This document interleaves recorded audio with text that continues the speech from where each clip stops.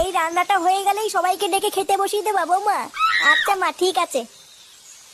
মা, ও মা, এই বাঞ্চতটা এখানে কেন এসছে? তুই কার কথা বলছিস? এই যে মাসিমা, আমার কথা বলছি গো।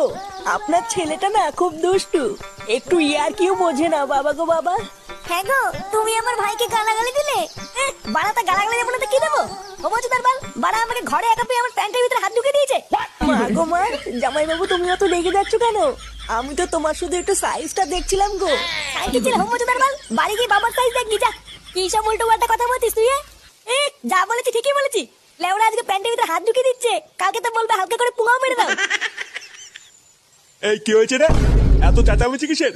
দেখুন না মেশামশাই, মা গো মা, আপনার ছেলে একটু ইয়ার কিউ বোঝে না। ওটাই আর কি ছিল বাঞ্চদ? দেখেছেন তো কিভাবে বলছে। দেখো মা, আমি কিন্তু বলে দিচ্ছি, এই চুদির ভাই যদি বাড়িতে থাকে আমি কিন্তু বাড়ি থাকবো না, বলে দিলাম। চোরে বাচ্চা, তুই ঘর থেকে বেরিয়ে যা। আমরা কোনো কাজকর্মের বেলায় নেই, কোনো রোজগার পাতি নেই, আবার বড় বড় কথা।